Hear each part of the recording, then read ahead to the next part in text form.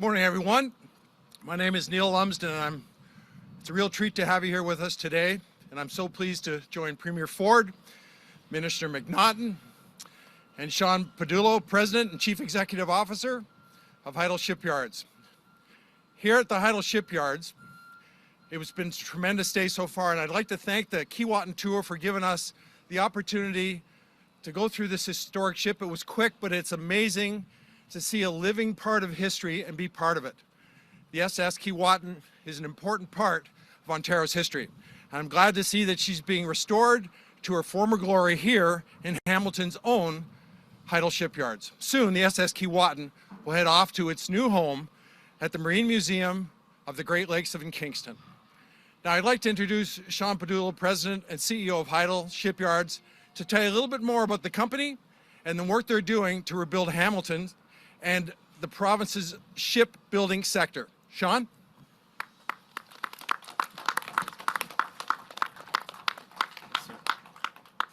Thank you very much, Minister. Good morning, everyone. It's an honor to welcome our esteemed guests, Premier Ford, Minister Lumsden, Minister McNaughton, MPP Donna Skelly, our greatest champion. And although she's not here, I would like to thank Minister Mulrooney and her staff who have worked tirelessly on developing an Ontario marine strategy that will benefit workers in the Ontario marine sector for generations to come. At one time, Ontario was the epicenter of shipbuilding in Canada, and we employed thousands of people in our province. Because of Premier Ford, Minister McNaughton, and the entire Ford administration, shipbuilding is returning to Ontario, and so are the high-paying jobs that come with the industry. These are high-paying jobs that will last an entire career, jobs that will support home ownership and community building. The training funds we receive from the Ministry of Labour, Training and Skills Development have allowed us to launch the Ontario Shipyard Modernization Project and start developing the next generation of Ontario shipbuilders. Since receiving the funds, Heddle has secured over $150 million worth of federal shipyard contracts. That is a solid return on investment, and it's only the tip of the iceberg. We have trained, upskilled, and reskilled over 400 people, supported the recruitment and retention of over 100 people from underrepresented groups, and supported many newcomers to Canada, including 10 families from the Ukraine. In the coming decades, there are over $5 billion worth of federal contracts to rebuild the fleets of the Canadian Coast Guard and Royal Canadian Navy. Canada needs Ontario shipyards to start delivering ships, and the Ford administration will ensure that the province has the skilled workers required to deliver. Thank you so much, Premier, and all of your administration.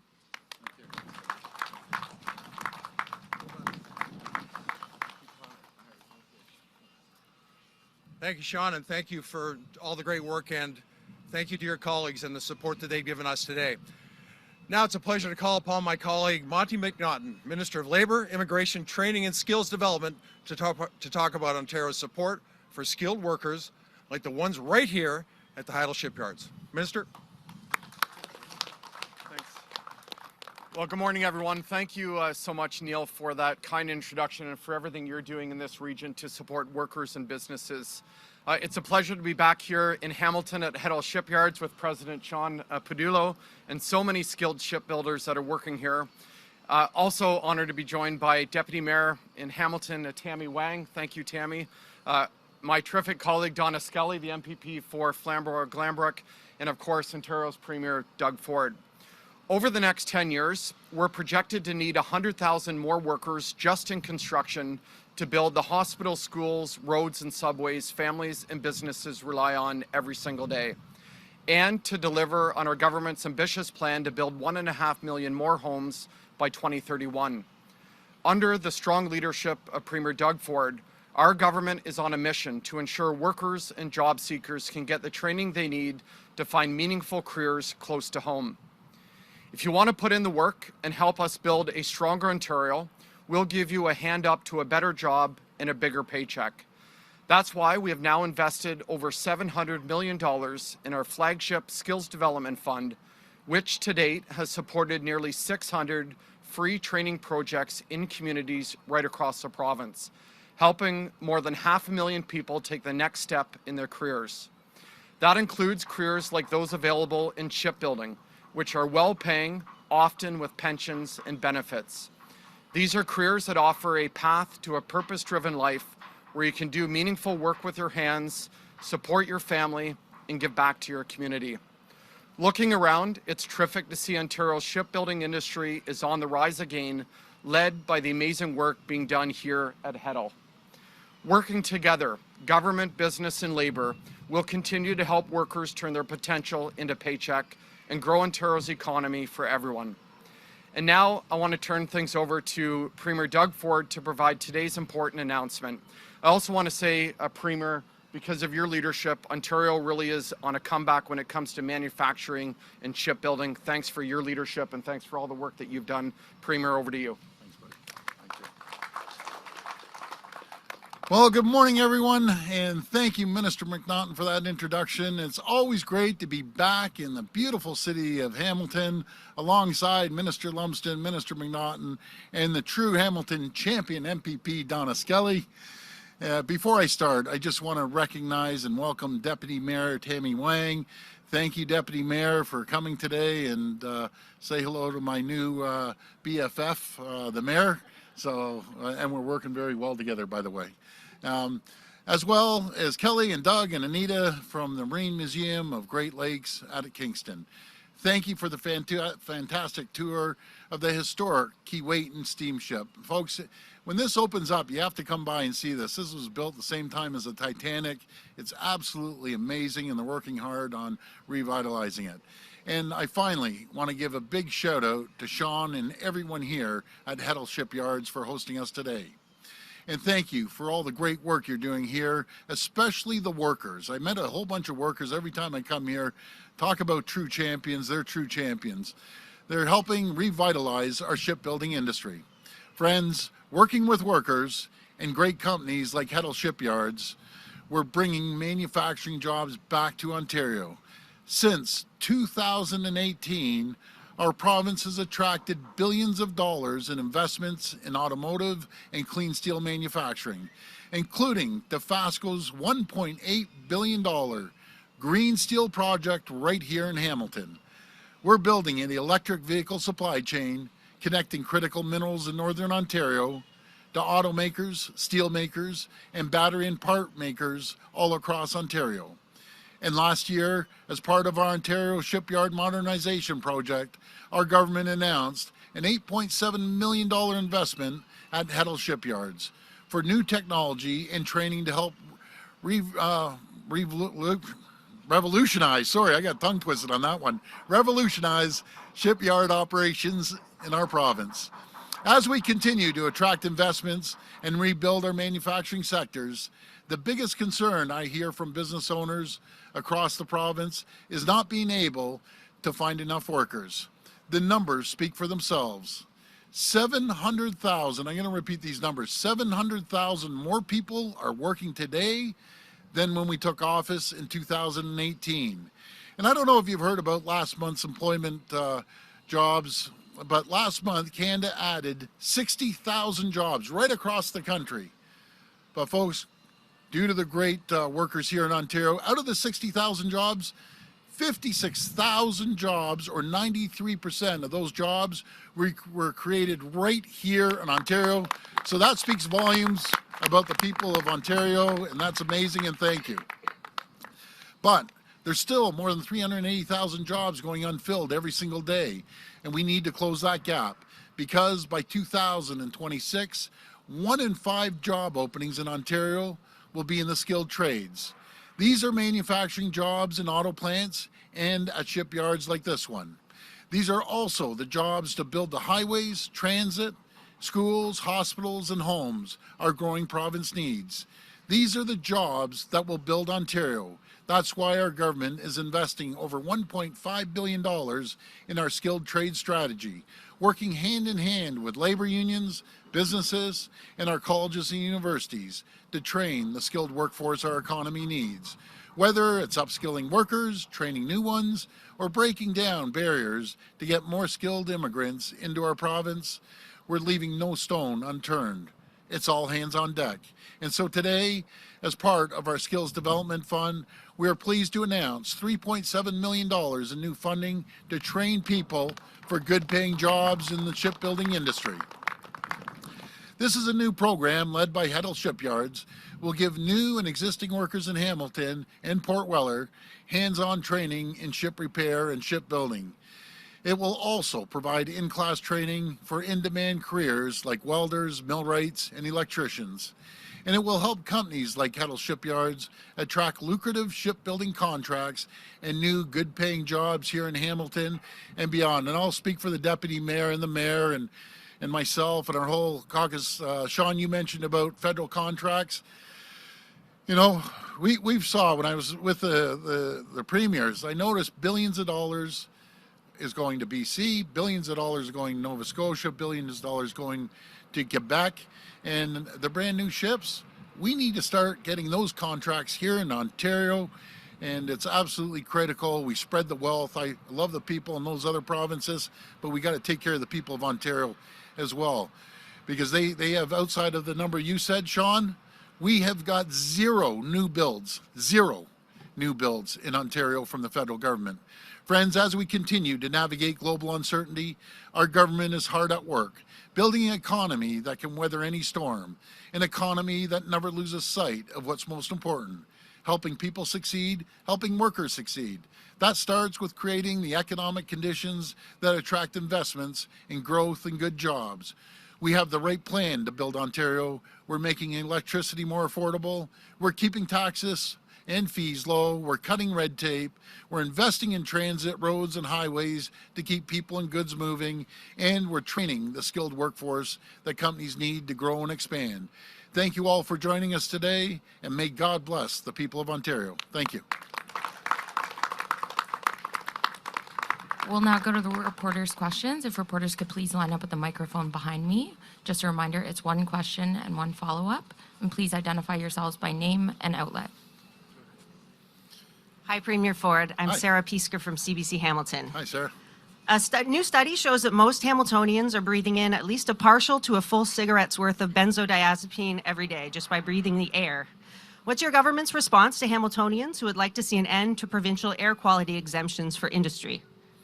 Well, again, I'm going to have to look more into that. I'll speak to the Minister of Environment, but I'll tell you what we're doing for the environment. We're investing over at the FASCO. They're investing $1.8 billion, and we're putting hundreds of millions of dollars to get electric arc furnaces. Not only here in Hamilton, but up in Algoma. That's like taking 2 million cars off the road. We're building transit system right here in Hamilton, the LRT. That's going to take more people off the road. We have one of the largest expansions. It is actually the largest in North America, subway expansion. Again, I gave the number the other day, trips of cars, just the Ontario line. It's like taking 22 million cars, those trips off the road. So we're focused on making sure we reduce emissions, and we're also focusing on carbon capture. So we're doing our fair share when it comes to the environment. Thanks. Thank you.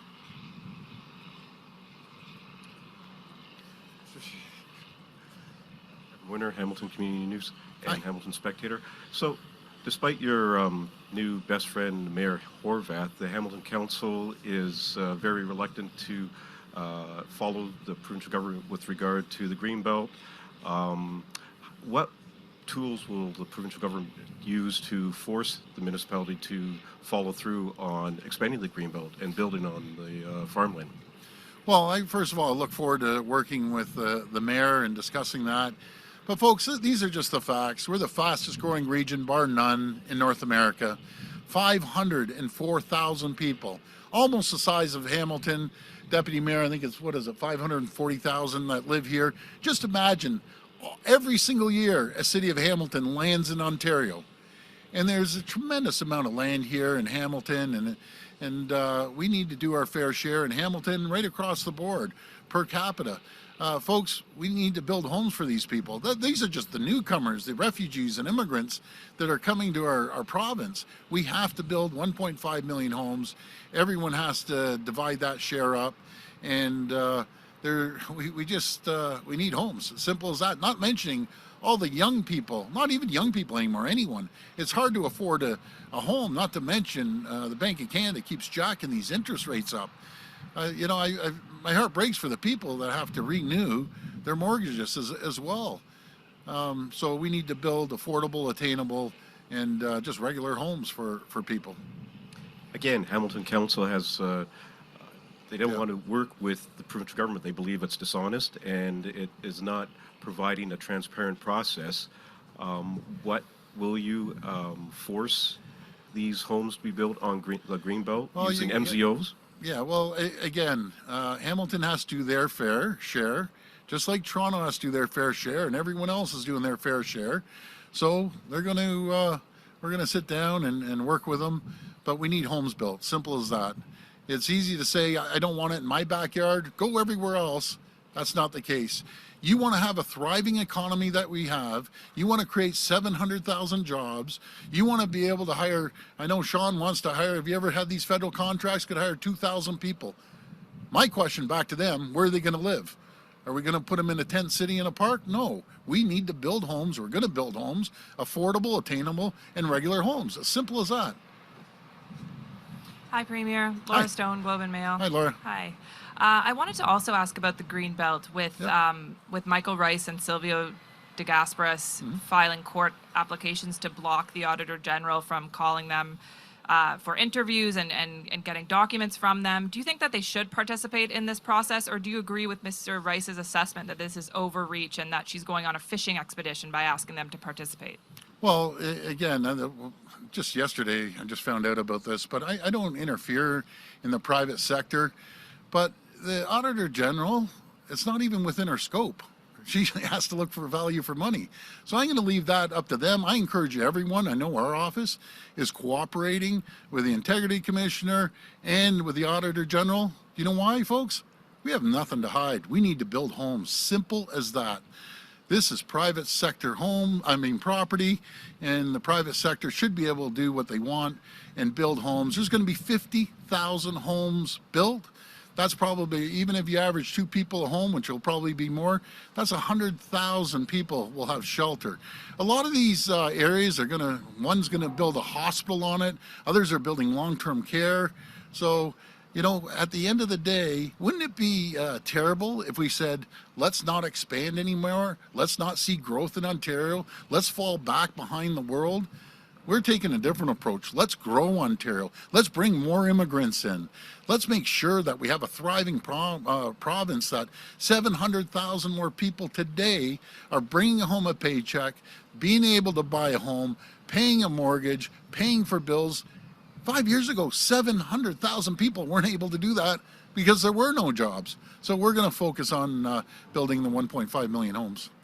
So what do you say to people who look at the fact that these developers have purchased homes before the Greenbelt, purchased land before the Greenbelt opened? They're set to make a lot of money off this swap, and now they won't participate in any questions about it, and they basically say this looks like a cover-up. What do you say to that? The difference between the Integrity Commissioner that puts his scope out there versus the Auditor General that isn't even in her realm, that's the difference. So I encourage everyone to cooperate. Our office is cooperating, again, because there's nothing to hide here. We're building homes. We're going to continue building homes. And let's go back, folks. I'm going to emphasize this, but I know some people want to ignore it. Since I've taken office, the Greenbelt has grown by 2,000 acres. Our government has expanded the Greenbelt by 2,000 acres. Let me remind everyone once again, the previous government that made up this name, and I talked to the other premiers, all 12 of them, and they have no Greenbelt. They have nothing like this. It was a political name put under the Liberals. But guess what the same government did, the Liberals? They changed it 17 times. 17 times. What does that tell you? That tells me a bunch of hypocrites, hypocrisy. That's what that tells me. We're building those homes as sure as I'm standing here, because after these communities are built, people in those communities will appreciate it. After that hospital is built, people that are going into that hospital will appreciate it. Good morning, Premier Laverne McGee, CHCH TV. Hi. Moments ago, you just mentioned that your heart breaks for the people who are experiencing dealing with higher mortgage rates because of the interest rate increase. What are you doing to help those Ontarians who are experiencing issues because of those higher interest rates? Well, thank you so much for that question. You know, I drove around in Manitoba. The gas was 1.5, let's say $1.57. Here it's about $1.57, $1.60. We're the only government in the entire country, including the federal government, didn't do this. We knocked 10 cents a liter. Just imagine, folks, if you had to put another 10 cents a liter onto your gas bill every single week you went to fill up. And that's millions of dollars, hundreds of millions of dollars if you add it up. We took off the license sticker registration, and we gave money back, rebated 8 million people that own vehicles. We ended up getting rid of the tolls out in Durham, so people can travel now and alleviate the traffic on the main roads. We're making sure the most vulnerable people, the people on assistance, they're getting a 5% increase. We're trying to build more homes to make it more affordable to buy homes. It all comes down to supply and demand. So we're doing our fair share. I just need the federal government to step up and do their fair share, and it'd be nice if they cut 10 or 15 cents off the gas tax. With regards to the small businesses in particular, when it comes to the interest rate increases, is there anything that you're doing about that? Well, we've cut $8 billion of burden off of small and medium-sized businesses. For instance, WSIB, I think, Monty, correct me, are we $2.5 billion or $3 billion? About $3 billion of relief that goes back into these small businesses' pockets that they can reinvest in technology, into their people, and into their buildings. So the reason, folks, everyone in the world is coming to Ontario to open up, because we've created the environment and the conditions for companies to come here and thrive and prosper and grow. And when that happens, the people they hire thrive, prosper, and grow.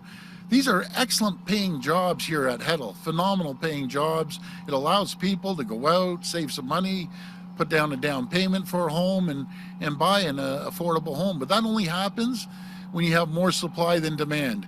And right now we have more demand than supply, because everyone in the world are coming here to Ontario because it's a quality of life. And when we create 56,000 out of the 60,000 jobs in Canada, 93% of all the new jobs are created right here, because the great mayors, like the mayor of Hamilton, the mayor, all the mayors, 444 mayors, all pitching in. That's why we live in the greatest place in the entire world, right here in Ontario. Hi there, Sarah Piesker again from CBC Hamilton. Hi. Hi. I'm wondering, EAs in Hamilton have put out a statement saying they're facing a lot of violence in schools because they don't have enough support. I'm wondering what the province is doing to address violence in schools and to support educational assistance.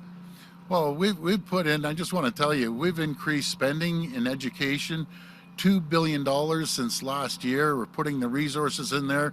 Since our government's taken office, we've hired thousands of new school assistants and teachers, educators. So we're going to continue investing in education, and we're building new schools. As the previous government was closing hundreds of schools, we're building hundreds of schools. We're spending billions of dollars upgrading schools and making sure that we're building brand new schools. And the school boards need to address some of the violence in certain areas. This will be the last reporter. Hey, good morning, Premier. It's Colin DeMello from Global News. I like your shades. Oh, thank you very much. You're looking pretty cool today. Oh, thank you. Okay. You've also talked about, you were talking about some of the affordability measures that your government has already taken. When you add all of those up, from the gas tax to the license plate stickers to even the road tolls, that is $2.5 billion coming from the provincial government in terms of tax breaks. You recently announced $10 billion worth of tax breaks to 2 foreign companies. I think a lot of Ontarians are sitting back wondering, why aren't we getting an income tax cut or some kind of a direct tax cut from the Ontario government when foreign companies are getting this exact tax cut? Well, why don't we be more specific, Colin, because it's a little misleading when you say foreign companies. Folks, I'll translate that into the common language for the folks out there. He's talking about Volkswagen. Volkswagen's coming in, creating thousands of new jobs for the EV revolution. We're leading that around North America. There's going to be spin-off jobs of 30,000. And if you go down in southwestern Ontario before, you could shoot a cannon off in St. Thomas or down in Windsor and you wouldn't hit anyone. Now that area is going to be booming, 30,000 spin-off jobs. That's going to get paid back in dividends tenfold. There's going to be new businesses opening up. They're going to build the largest business park in North America. They're building one of the largest manufacturing facilities, over 16 million square feet. We worked really hard with the federal government down in Windsor too, Stellantis. We knocked down hurdles, knocked down barriers. Now they're going to be hiring thousands of people, and we're revitalizing the Windsor area and the London St. Thomas area, and we're going to continue attracting new jobs, just like here, Dofasco. You're saying foreign owned, yeah, they're foreign owned too, but guess what? Tell the people at Dofasco, the 3,000 to 4,000 people, that if we didn't do this investment, they had a potential of saying, see you later, we're going somewhere else. So I call it investing, not giving money away. And by the way, there's no big check being signed. It's per battery that they're building, they're getting a tax credit. So we aren't signing off on a big check, neither is the federal government. But wouldn't it be terrible, folks, if we said, no, we don't want to invest in these jobs, go somewhere else, go to the US, go down to Mexico? That would be an absolute disaster. So we're going to continue investing in the people of Ontario. That's fair enough, but there's lots of people in Ontario, obviously today, who are, as you've rightly put it, they are struggling. Why isn't your government considering some additional measure? Maybe it's an income tax cut, maybe it's a cut to the HST or a grocery store rebate. Why aren't you considering any additional measures at this point? Well, we are reducing the taxes of lowest income people. Matter of fact, they're paying zero tax. I think it's under 28,000 or 30,000. But you know, you help people, Colin, you help people by getting them a good paying job. Getting them a job that's paying anywhere from $70,000 to $100,000 to $120,000 and higher in those cases. That's how you help people out, making sure we have a strong economy, a thriving economy, that they're going to be able to buy a home or buy anything they want and do things they might otherwise not be able to do. Folks, make no mistake, we're leading North America in job creation, economic development. We're leading North America when it comes to bringing new people in, over 504,000 new people. I hear from people all over, global investors, from consul generals to ambassadors to governors, asking, man, you guys are on fire in Ontario. And the reason, we've created the conditions and the environment for companies to come here and hire people, give them good paying jobs so they can have a good quality of life. We're going to continue making sure that Ontario is a leader when it comes to economic development and growth and quality of life. So thank you so much, everyone. Thanks. We're all done? Thank you.